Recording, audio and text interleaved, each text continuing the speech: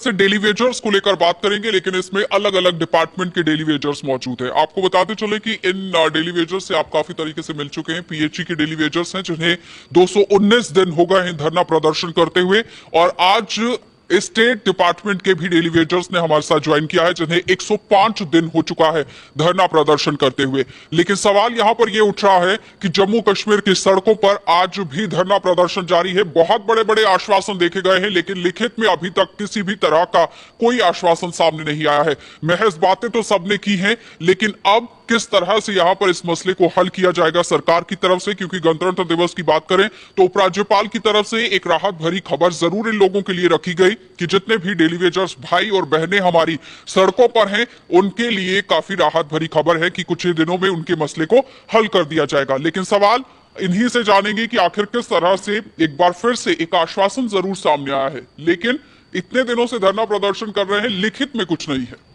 आपको और आपके चैनल शुक्र। देखिए 219 दिन हो गए पीएचई वालों को धरना प्रोटेस्ट करते 22 जून से लेके, और हमारे साथ स्टेट डिपार्टमेंट के हैं, इरिगेशन के लोग भी धरना प्रोटेस्ट कर रहे हैं, और भी डिलीवरी का ये प्रोटेस्ट कर रहे हैं। 60,000 में से अगर ये आज ये कह रहे हैं कि माननीय राज्यपाल साहब के हम इनके लिए कुछ अच्छा करने जा रहे हैं, तो 219 दिन हो गए और हम इनके से बड़ी कुछ नहीं मांग रहे।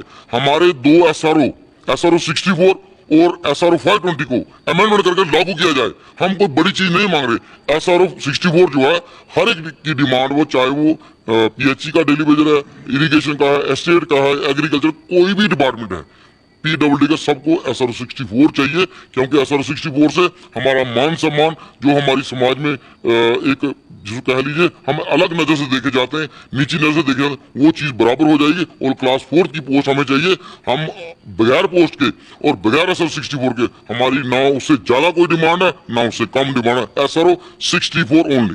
ठीक है, मतलब कि SRO 64 को लेकर ही ये लोग कह रहे हैं कि तभी यहाँ पर ये लोग मानने वाले हैं अगर उस पर मुहर लगती है। स्टेट डिपार्टमेंट के भी लोग हैं हमारे पास। 64 को लेकर ही आप लोग भी कह रहे हैं। कब से इतना प्रदर्शन चल रहा है, किस तरह से परेशानियां झेलनी पड़ी? जी मैम, सबसे पहले आपका हम तहे दिल से इस्तकबाल करते हैं। जैसा स्टेट डिपार्टमेंट्स का अभी बात हमारे ताज जी ने कही, पिछले 25-30 सालों से स्टेट डिपार्टमेंट पूरे जम्मू कश्मीर के अंदर वो डिपार्टमेंट है। जम्मू कश्मीर का जितना भी मंत्रिमंडल हो, उनके घरों के अंदर चाहे मिनिस्टर हो, एडवाइजर हो, या जितने भी VVIPs हो, उनके घरों के अंदर स्टेट डिपार्टमेंट्स का चौकीदार हो, सफाई कर्मचारी हो, प्लम्बर हो, इलेक्ट्रिशियन हो, इतने किस्म के मुलाजमीन इन बड़े बड़ी कोठियों बंगलों के अंदर पिछले 30 सालों से, जबकि हमारे मुलाजमीन जो है कोई सुसाइड कर रहा है, कोई खुदकशी कर रहा है, और पिछले 25 सालों से स्टेट डिपार्टमेंट के पास जो हमारे डिपार्टमेंट्स हैं, हमारे पास कोई बकाया वेतन का भी इशू नहीं है। कुछ डिपार्टमेंट्स का हमारा है, उनका मुद्दा भी है। और हमारे डिपार्टमेंट के पास जैसे सरकारें आजकल कह रही हैं, इन्होंने एक पॉलिटिकल इशू जम्मू कश्मीर के अंदर 61,000 डेली वेजर अलग अलग डिपार्टमेंटों के आपने देखा पूरे जम्मू कश्मीर के अंदर धरना प्रदर्शन, हर चौक चौराहे पे हमारी कोई सुनवाई नहीं है। और पूरे जम्मू कश्मीर के अंदर हमें यही लगता है कि हमें कमेटी के ऊपर कमेटी का गठन किया जा रहा है, लेकिन जम्मू कश्मीर के अंदर हमारे बच्चे जो है एक फिजिकली जहनी मतलब मेंटली डिस्टर्ब हो चुके हैं। जबकि स्टेट डिपार्टमेंट के पास 3 किस्म के कैबिनेट डिसीजन है, 3 मरतबा। 2001 में फर्स्ट कैबिनेट डिसीजन हमारा स्टेट डिपार्टमेंट का हुआ है। और जब SRO 64 की हमारी पॉलिसी की, आज भी इसी मुद्दे पर 105 दिनों से स्टेट डिपार्टमेंट का जो मुलाजमीन हो, ये माताएं बहनें सड़कों पर चौराहियों पर हम बैठे हुए हैं, और आज तक हम गुहार लगाकर बैठे हैं। और कहीं मरतबा 105 दिनों से हमने सरकार को बीजेपी कार्यालय दफ्तर के अंदर हमने कहीं मरतबा श्यामलाल शर्मा जी की कमेटी थी, वहां पर हमने कैबिनेट डिसीजन पहुंचाए, बार बार फाइलें दी, और हमने बार बार इनको कहा भाई हमारे पास कैबिनेट डिसीजन है, उसके बावजूद बैक एंट्री कहाँ स्टेट डिपार्टमेंट्स की हुई है। और इरिगेशन हो, पीएचई हो, सारा का सारा मुलाजम इसने जम्मू कश्मीर के अंदर बेहतर तरीके से आप लोग जानते हैं कि पीएचई के डेली वेजर्स और इरिगेशन डिपार्टमेंट के जो डेली वेजर्स हैं वो क्या कुछ काम करते हैं। अगर ये लोग धरने प्रदर्शन पर हैं तो पानी की सप्लाई पूरी तरह से ठप हो जाती है। लेकिन स्टेट डिपार्टमेंट से मैं जानना चाहूंगी कि आप लोगों का क्या कुछ काम होता है, ये जरा हमारे व्यूअर्स को बताइए। पहले मैम आपका बहुत बहुत धन्यवाद। हमारा ये काम है कि जो सरकारी बंगले होते हैं, तो इसमें आप मैं क्लियर करना चाहता हूँ, प्रिंसिपल सेक्रेटरी सरकारी बंगलों में रह रहा है, चीफ सेक्रेटरी सरकारी बंगलों में रह रहा है, एडवाइजर जो सरकारी बंगलों में रह रहे हैं, जो भी हमारे अधिकारी बड़े बड़े माननीय हमारे जो बीजेपी के है इस वक्त अधिकारी हैं, वो सरकारी बंगलों में रह रहे हैं। तो मुझे समझ नहीं आ रही है कि काम तो हमारे से लिया जा रहा है। जो हमारी सफाई कर्मचारी है वहां पे कोठरियों में पूरी पूरी सजाती है, उनका काम करती हैं, गंदगी साफ करती हैं, पंप ऑपरेटर हमारे पानी देते हैं उनको, इलेक्ट्रिशियन हमारे जो बिजली देते हैं उनको। तो मुझे समझ नहीं आ रहा कि चौकीदार दिन रात उनकी सेवे में लगे हैं। जो काम तो कर रहे हैं, हमारे बच्चों के साथ शोषण कर रहे हैं, हमारे बच्चे दरबदर हो रहे हैं, हमारे बच्चे पढ़ नहीं पा रहे हैं, हम किसको दोष देंगे? बड़े बड़े अधिकार है जो वो बड़ी बड़ी कोठरियों में बैठे हैं, हम किसके पास रहेंगे? एलजी प्रशासन को पूरा मालूम है, सीएम का जो बंगला है वहां हमारे जो डेली वेज काम करते हैं, झाड़ू पोछे वगैरह लगाते हैं, तो जो समझ नहीं आ रहा हमारे साथ अनदेखी क्यों कर रहे हैं? हमारे 300 से बंधुओं मजदूरी कर रहे हैं, 300 में हम क्या करेंगे? अपने माँ बाप का इलाज कराएंगे, बच्चों को पढ़ाई करेंगे, खुद का इलाज करवाएंगे, क्या क्या करेंगे? हम इतना जुल्म हो रहा हमारे जम्मू कश्मीर में, लेकिन हमने क्या गलती की थी? बीजेपी को 25 के 25 विधायक जिताए थे। मतलब कि ब्यूरोक्रेट्स को लेकर बात हो रही कि चीफ सेक्रेटरी, प्रिंसिपल सेक्रेटरी की कोठियों में ये लोग काम करते हैं, उनके घरों के अंदर जो सरकारी बंगले उन्हें अलॉट होते हैं वहां पर ये लोग काम करते हैं, लेकिन उसके बावजूद भी अगर इनकी तरफ ध्यान नहीं जा रहा है तो एक बहुत बड़ा सवाली निशान जरूर उठ रहा है। आप देखिए कि बार बार ये कहा जा रहा था कि जम्मू कश्मीर के अंदर ब्यूरोक्रेसी जो है वो बहुत तरीके से हावी हो चुकी है, लेकिन ब्यूरोक्रेसी के घर के अंदर अगर आप लोग काम कर रहे हैं तो यहाँ पर संज्ञान लेने की जरूरत थी। सबसे पहले तो मैं मीडिया वालों का बहुत बहुत धन्यवाद करता हूं जिन्होंने 219 दिन से हमारा साथ दिया, गर्मी में दिया, बारिश में दिया और सर्दी में दिया। अब ऐसा है कि 219 दिन से हम सड़कों पर हैं। ये कहते हैं, मोदी जी कहते हैं सबका साथ सबका विकास। किसका विकास हो रहा है? सिर्फ विकास हो रहा है तो बीजेपी का हो रहा है, बाकी किसी का विकास नहीं हो रहा। सबके बच्चे सड़कों पर, परिवार सड़कों पर, रहबरे खेल सड़कों पर, एनवाईसी सड़कों पर, पीएचई सड़कों पर। आखिर घर में है कौन? वो बताओ हमें। जो घर में है हमें वो बताओ। हम मांग क्या रहे हैं? हमने तो कुछ मांगा ही नहीं इनसे। अपना जो अधिकार है वो मांग रहे हैं। पिछले कई सालों से हम सड़कों पर हैं। कभी बोलते हैं आज कमेटी बैठ गई, कमेटी का गठन हो गया। भाई वो कमेटी है कहाँ? कमेटी की रिपोर्ट है कहाँ? हमें रिपोर्ट दिखाओ। कौन सी रिपोर्ट है इनके पास? कोई इनके पास रिपोर्ट नहीं है, कुछ नहीं है। इनके पास है तो बस यही है जुमला। एक जुमला दिखाते हैं, हाँ जी आज रिपोर्ट आ गई, आज ये हो गया, आज वो हो गया। सवाल यहाँ पर यह भी है ना कि 20-20 सालों से आप लोग प्रदर्शन कर रहे हैं। नेशनल कॉन्फ्रेंस पीडीपी की भी सरकारें रही है कांग्रेस के साथ, और बीजेपी कहती है कि अभी महज 7 से 8 साल हुए हैं सरकार में आए हुए, और अभी भी जम्मू कश्मीर के अंदर केंद्र शासित प्रदेश है जो कि एलजी पूरी तरह से होल्ड कर रहे हैं। हाँ जी मैम, ऐसा है कि अगर बीजेपी वाले बोलते थे हम सबका साथ सबका विकास, पिछली सरकारों ने पाप की घंटी हमारे गले में बांध दी है, ये किया वो। अरे अगर उन्होंने ऐसा कुछ किया तो आप उसको सही करके दिखाओ ना। क्यों नहीं आप सही कर मतलब एक दूसरे के सर पर ठीकरा फोड़ने की जरूरत नहीं थी, इनिशिएटिव लेने की जरूरत। बिल्कुल, पहले आपका बहुत बहुत शुक्रिया।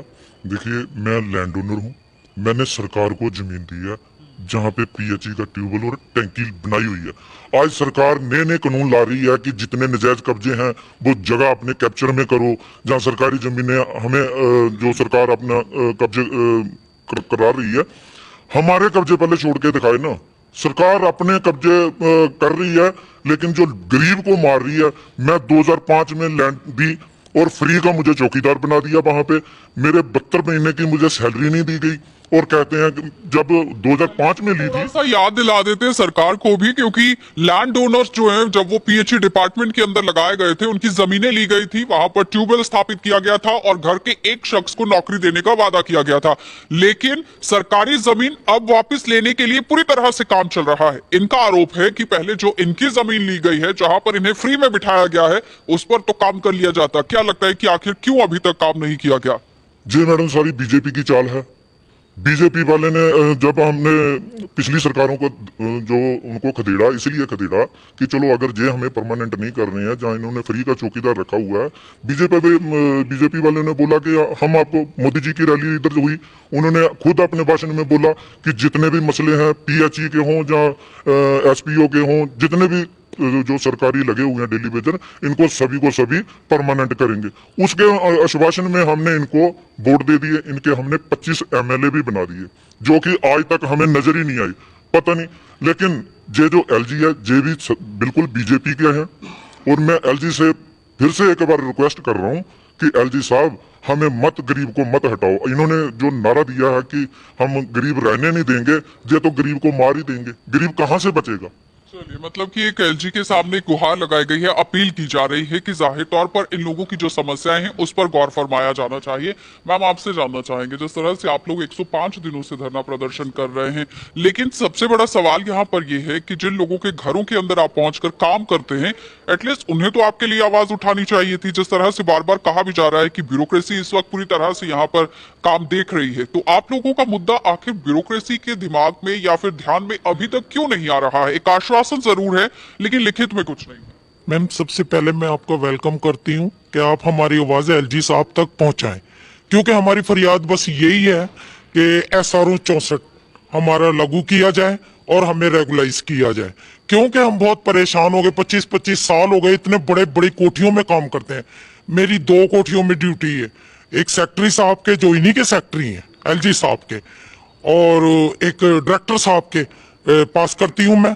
2-2 कोठियां मेरी, सुबह से लेके तो 4-5 बजे तक हम ऐसे हमें लगाए रखते हैं। ये मैम बोलती है ये भी करो वो भी करो, लेकिन इन्होंने भी कभी नहीं हमारी सुनी। कितने घंटे की शिफ्ट करते हैं आप लोग?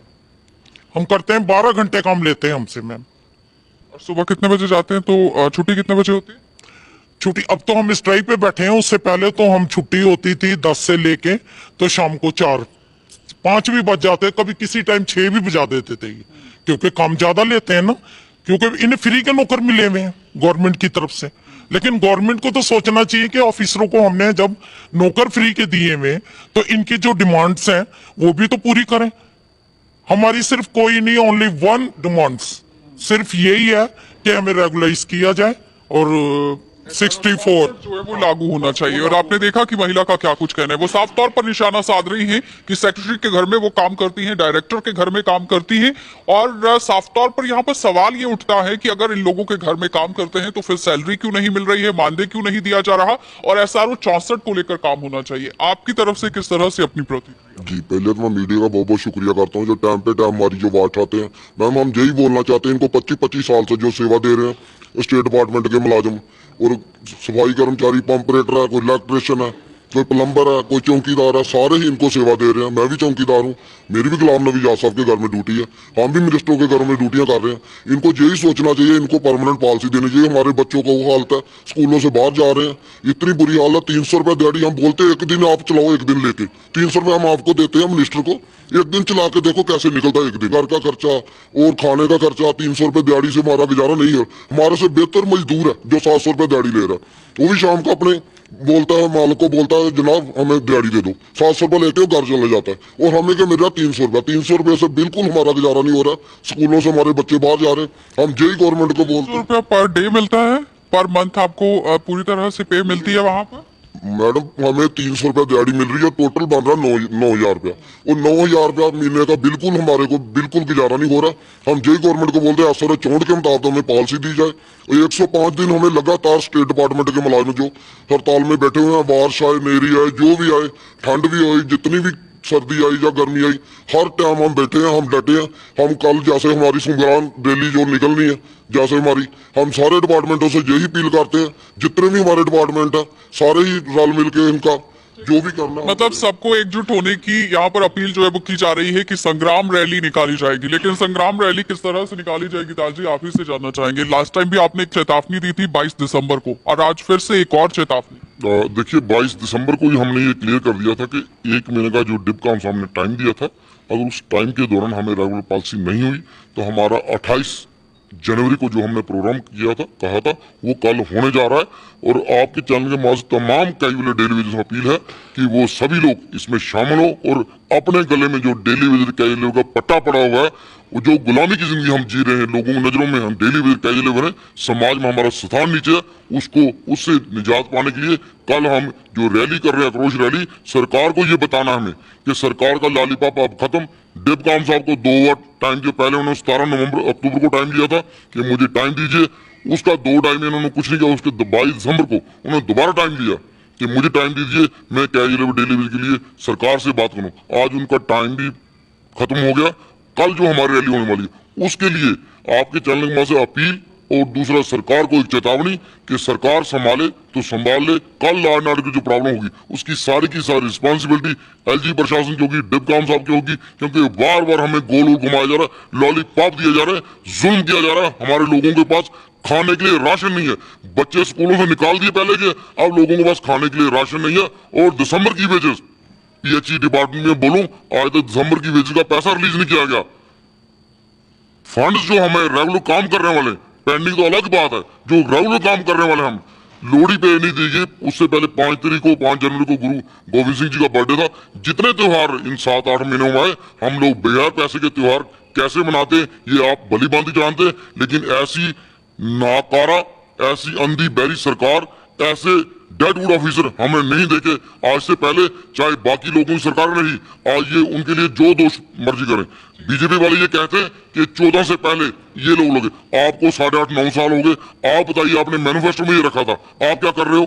9 साल आपको भी हो गए, 9 साल में आपने 9 पैसे काम को रिलीफ नहीं दिया, और बार बार ये आप कहते हो आज ब्यूरोक्रेसी हमारी सुनती नहीं है। क्यों नहीं सुनती आपकी? जब महाराज जी की छुट्टी हुई तमाम बीजेपी लीडर राजभवन पहुंचे, युवराज साथ कैसे पहुंचे? उनको स्पेस दी जाती है, हमें तड़पाया जाता है। देखिए, संगीन आरोप जो है वो सरकार पर लगाए जा रहे हैं, क्योंकि एक उम्मीद सिर्फ और सिर्फ भाजपा से है इन लोगों की, क्योंकि एक दावा पेश जरूर उनकी तरफ से किया गया था और यही लोग कह रहे हैं कि 25 लोगों को जिताकर सामने रखा गया, यानी कि 25 एमएलए जो है वो जीते। 25 सीटें भारतीय जनता पार्टी जीतकर सामने आई थी, जिसमें 28 सीटें पीडीपी ने जीती थी और कोलिशन में यहां पर 2014 में सरकार बनती है और बाद में वो किसी कारणवश यहां आप देखिए टूट जाता है वो गठबंधन। लेकिन उसके बाद भी केंद्र शासित प्रदेश के अंदर इन लोगों को मद्देनजर रखते हुए क्या कुछ काम हो रहे हैं, ये बड़ा सवाल है। क्योंकि अब आप ये समझिए कि ये गुस्सा किस तरह से यहां पर फूट रहा है, और सबसे बड़ी बात यहां ये है कि सिर्फ और सिर्फ उम्मीद यहां ये साफ तौर पर कह रहे हैं कि भाजपा सरकार से है। अगर भाजपा के समय में नहीं हुआ तो फिर कभी नहीं हो सकता है। तो एक उम्मीद इन लोगों के अंदर है जिस पर अब आपको मुहर लगाने की जरूरत है। आपसे मैं जानूंगी, जिस तरह से आप देखिए कि जिस तरह से बार बार आप लोग कह रहे हैं कि भाजपा के समय में ही हो सकता है, नहीं तो कोई सरकार नहीं कर सकती है, तो एक उम्मीद जरूर है भाजपा सरकार से। कोसरे भी हैं आप लोग, लेकिन बहुत ज्यादा नाकामियां भी बता रहे हैं, लेकिन उसके बावजूद भी एक उम्मीद आपकी बंधी हुई है भाजपा से। देखिए, भाजपा से उम्मीद थी, लेकिन दीपक साहब ने हमारे साथ वादा किया था, लेकिन आज कुछ नहीं दिखाई दे रहा है। आज तक कुछ नहीं किया। लेकिन भाजपा से भी हमें उम्मीदें थी, इन्होंने अपने मैनिफेस्टो में रखा था, तो बार बार यही कहते रहे कि हम आपका काम करेंगे। वो कहाँ है? सिर्फ बातें पर पेट नहीं भरता है। जब बातें बनाने से कुछ नहीं होगा।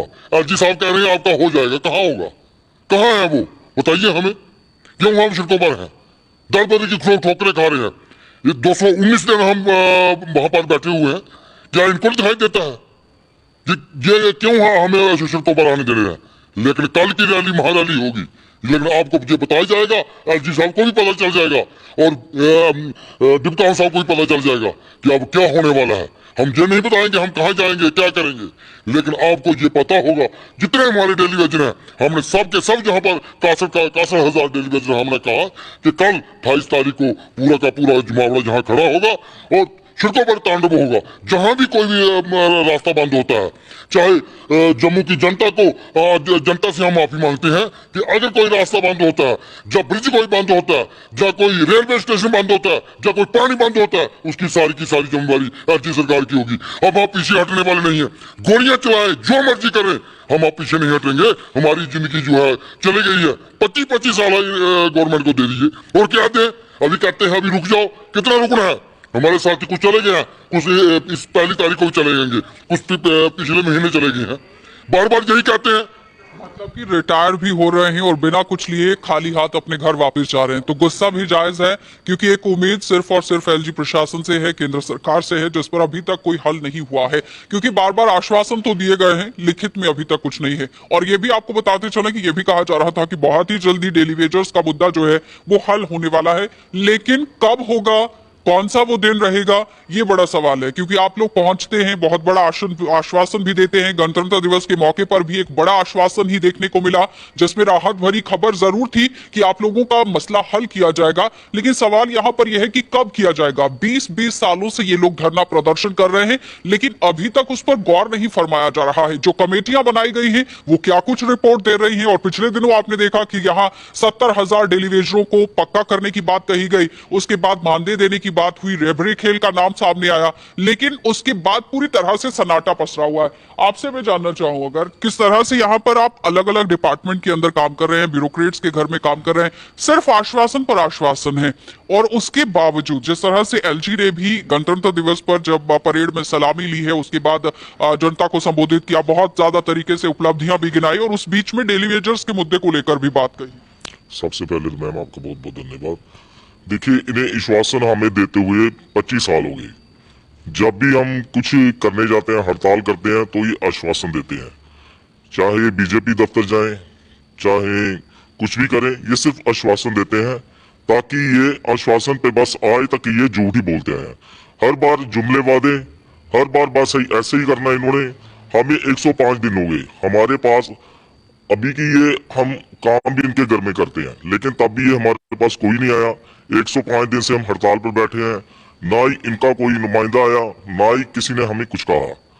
हम तो यही बस हर अपील मतलब करते कोई हैं। आश्वासन नहीं दिया गया, कोई मिलने के लिए नहीं पहुंचा है। बहुत बड़ी बड़ी बातें जरूर हो रही है, लेकिन जिस तरह से इन्होंने चेतावनी दे दी है कि 28 जनवरी यानी कि कल एक महासंग्राम किया जाएगा, एक महारैली जो है वो यहां पर निकाली जाएगी, और अगर लॉ एंड ऑर्डर की कोई भी समस्या होती है तो उसका सीधे तौर पर जिम्मेदार यहाँ एलजी प्रशासन होगा और सरकार होगी। लेकिन इस बीच में मैं आपसे जानना चाहूंगी कि जिस तरह से आप लोग लॉ एंड ऑर्डर की भी बात कर रहे हैं, आपको नहीं लगता कि सरकार के साथ बैठकर इस मुद्दे को सुलझाया जाना चाहिए? क्योंकि अगर आप लोग बंद करते हैं तो आवाजाही के लिए लोगों को परेशानी झेलनी पड़ सकती है। जो मरीज डॉक्टर के पास पहुंचना चाहता है वो रास्ते में रुक जाएगा। एम्बुलेंस को तो बेशक आप निकलने देंगे, लेकिन उसके बावजूद भी कई तरह की परेशानियां लोगों को झेलनी पड़ेगी। पानी की सप्लाई बंद हो जाएगी, जिस तरह से वो लोग अलग अलग घरों के अंदर काम कर रहे हैं वहां पर काम बंद हो जाएगा।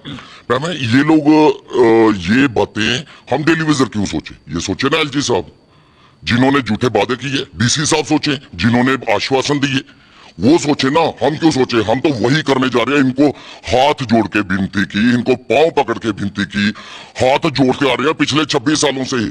तब इनको नहीं पता कि ये रास्ता रुकेगा, ट्रेन रुकेगी, ये पानी रुकेगा, इनको नहीं पता। हम करने जा रहे हैं। हमने तो यही बोला है, एलजी साहब संभालें इस चीज को। जिस तरह से दिखा रहे हैं कि एक महा रैली की ये चेतावनी दे रहे हैं, इससे पहले भी कई बार इन लोगों ने यहाँ धरना प्रदर्शन किया है, ब्रिज को बंद करने की कोशिश हुई है, जिसके बाद काफी तरीके से परेशानी के दौर से भी जम्मू शहर जो है वो गुजरा है। लोगों को काफी तरीके से पानी की समस्या भी झेलनी पड़ी, और सफाई कर्मचारियों की वजह से भी शहर की अर्थव्यवस्था जो है वो पूरी तरह से देखा था आपने कि किस तरह बनी। यानी कहने का मतलब यह है कि अगर कोई भी यहाँ डेली वेजर धरना प्रदर्शन करता है तो उसका सीधा खामियाजा आम लोगों को भुगतना पड़ता है। अगर मैं आपसे जानूं कि इसका सीधा जो नुकसान है वो आम लोगों को भुगतना पड़ता है, तो क्या लगता है कि किस तरह से आम लोगों को भी राहत मिलती रहे और आपका भी काम हो? बहुत बहुत धन्यवाद मैडम जी आपके चैनल का। और हम एलजी प्रशासन से ये गुहार लगाना चाहते हैं कि आप इतनी नौबत आने नहीं दो, क्योंकि बहुत बार बड़ा तांडव हुआ, डिपू काम के दफ्तर में भी हुआ, अपने बीजेपी ऑफिस त्रिकुटानगर में भी हुआ, लेकिन डिपू काम के आश्वासन पे 22 जनवरी को जो प्रोग्राम रखा था उसके अगेंस्ट में बोला कि आप 22 तक हमें टाइम दे दो और हम आपका कोई ना कोई आपके लिए जरूर रास्ता निकालेंगे। लेकिन अगर कोई ऐसा रास्ता नहीं निकलता है, अभी भी बहुत टाइम पड़ा है, 24 घंटे बड़े होते हैं, बहुत होते हैं। अगर ये रात को 12 भी मीटिंग कर सकते हैं, इसके विषय में और मीटिंग हो सकती है। और अगर डेली बेसिस के फेवर में कुछ ऐसा करते हैं तो वेलकम करते हैं इस गवर्नमेंट का, एलजी प्रशासन का। स्टेट डिपार्टमेंट की अगर हम बात करें, किस तरह से चेतावनी रखता है वो? जी, स्टेट डिपार्टमेंट्स की मैं आपके सामने बात कहना चाहता हूं कि स्टेट डिपार्टमेंट्स अगर चाहे तो अभी तक हमने इन मिनिस्टरों के घरों के अंदर जितनी भी कोठियां, बंगले, क्वार्टर्स, सेक्रेटरीज के आप जितने भी मुलाजमिन आते हैं उनको बंगले, क्वार्टर्स जो अलॉटमेंट स्टेट डिपार्टमेंट ही करता है, हमने अभी तक इन ब्यूरोक्रेट जितने भी हमारे मंत्रिमंडल हो, इनके घरों के अंदर न काम बंद किया है, हड़ताल तो हमने की है, न सफाई बंद की है, न इनका पानी बंद किया है, न बिजली बंद किया है। और आने वाले दिनों के अंदर अगर सरकार जल्द से जल्द स्टेट डिपार्टमेंट और अन्य डिपार्टमेंटों का फैसला नहीं लेती है तो स्टेट डिपार्टमेंट जितनी भी कोठियां, बंगले, क्वार्टर्स हैं, हम काम बंद कर देंगे, पानी बंद कर देंगे।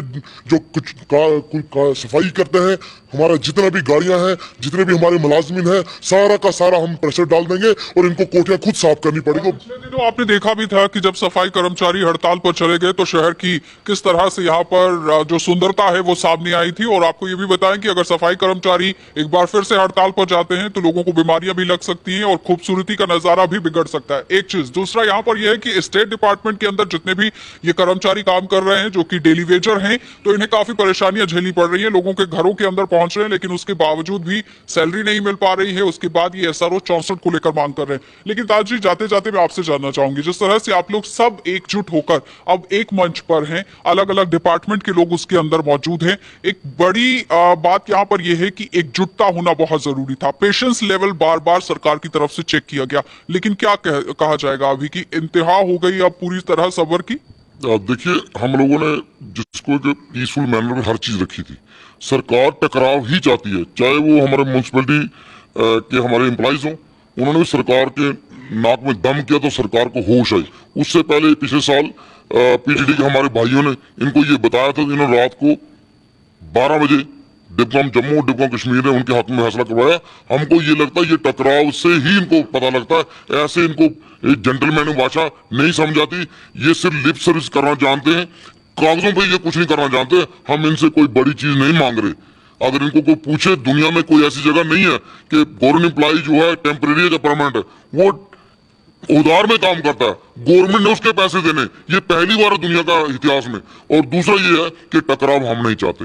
टकराव एलजी प्रशासन चाहता है, वो सड़कों पे तांडव चाहता है। वो नहीं चाहता कि दुनिया जम्मू कश्मीर का बाशिंदा आराम से ले। पीएचई के लोग वो लोग हैं जिन्होंने कोविड में काम किया, अपनी जान की परवाह नहीं की। आज क्यों रोडों पे, आज क्यों टकराव पे हैं? उसका कारण ऐसा तो नहीं है, कहीं ऐसा तो नहीं है कि ब्यूरोक्रेसी की भी सुनी नहीं जा रही है और ऑर्डर कहीं और से आना है? मैम ऐसा है कि हम लोगों ने वोट डाल के अपने 25 बंदे आगे भेजे, आज तक तो 25 बंदे हमें मिले ही नहीं। वो कहते हैं जी जब काम हो जाता है क्रेडिट लेने पहुंच जाते हैं जी हम आ गए, हमने छुट्टी करवा दी, हमने ये कर दिया, हमने वो कर दिया।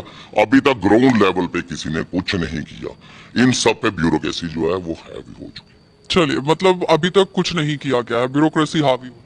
बिल्कुल जी, ब्यूरोक्रेसी हावी हो चुकी है। जैसा आपने पहले एक प्रश्न किया मेरे भाई से कि टेबल टॉक क्यों नहीं हो रही है, तो टेबल टॉक, वो टेबल मंगवाना कहाँ से है?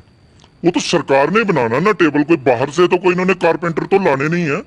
वो टेबल इधर तारा मुझे हमारे ये बताएं कि 20 सालों में कितनी बार टेबल टॉक हुआ है? 1-2 बार हुई है, बाकी क्या तो बातचीत हुई थी और क्या उस पर नतीजा? देखो मैम, जैसे डिपकाम साहब ने इधर वैष्णो माता की कसम खा के बोला कि 2 महीने के अंदर अंदर भीतर भीतर आपका काम हो जाएगा, हम परमानेंट पॉलिसी दे देंगे, 520 के तहत भी काम कर रहे हैं और एसआरओ चोट के तहत भी कोई काम बात कर नहीं हुई है कि कसम खाकर काम कर दिया जाएगा? क्या लगता है कि लिखित में आश्वासन होना जरूरी था? लिखत में चाहिए मैम, ऐसे तो सवाल नहीं पैदा होता है। मतलब कि इस बार लिखित में होना चाहिए और उसके बाद ही धरना प्रदर्शन जो है वो